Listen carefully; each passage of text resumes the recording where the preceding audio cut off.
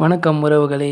இன்றைக்கி நம்ம வீட்டிலேயே எப்படி சுவையான இட்லி பொடி செய்யலான்னு பார்க்கலாம். அதுக்கு தேவையான பொருட்கள் 50 கிராம் கடலப்பருப்பு, 50 கிராம் உளுத்தம்பருப்பு, 25 கிராம் வெள்ளை எள்ளு, ஒரு 4 நீட்டு மிளகா, காஞ்ச மிளகா எடுத்துக்கலாம். ஸோ முதல்ல நம்ம இதை போய் வறுக்கலாம். ஸோ அடுப்பை வச்சு கடாயை வச்சாச்சு. ஸோ கடாய் சூடானதுக்கப்புறம் எண்ணெய் ஊற்றலாம். ஸோ கடாயை காஞ்சிச்சு, நம்ம எண்ணெய் ஊற்றிக்கலாம். கொஞ்சமாக, நிறைய ஊற்றக்கூடாது, சும்மா லேசாக எண்ணெய் ஊற்றணும்னா தீயாமல் நம்ம வறுக்கிறதுக்கு நல்லாயிருக்கும். ஸோ கொஞ்சமாக ஊற்றிக்கலாம், ஒரு ஸ்பூன் கம்மியாகவே ஊற்றுங்க. ஸோ ஃபஸ்ட் நம்ம கடலப்பருப்பு போட்டுக்கலாம்.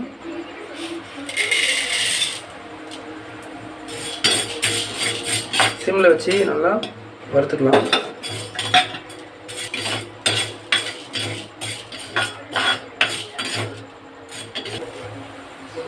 ஸோ நல்லா நம்ம வறுத்தாச்சு. இந்த பதத்தில் நம்ம இதை இறக்கலாம்.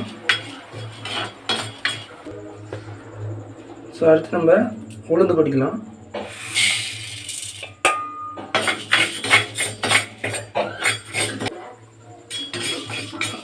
ஓகே, வறுத்தாச்சு. நம்ம இதையும் எடுத்துடலாம். அடுத்து மிளகா கொட்டிக்கலாம். சும்மா லேசாக வறுத்தா போதும், ரொம்ப வறுக்கணும் வேணாம்.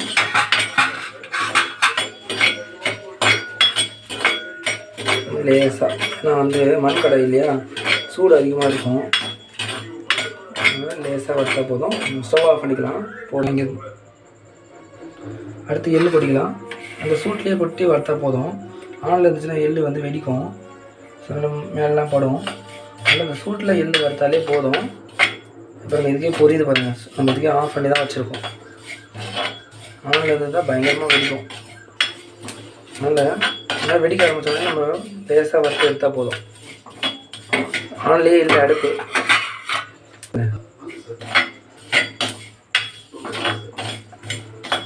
எள்ளு வறுக்கும்போது கொஞ்சம் கேர்ஃபுல்லாக இருக்கணும், ஆன் பண்ணாதீங்க. இந்த சூடு, அது மண் கடையாக இருந்தால் மட்டும்தான் நான் சொல்கிறது. ஏன்னா ஏற்கனவே சூடு அதில் இருக்கும். மண் கடையில் எங்கே செய்யும்போது ஆரோக்கியமாகவும் இருக்கும், உங்களுக்கு வேலையும் கொஞ்சம் சீக்கிரமாக முடியும்.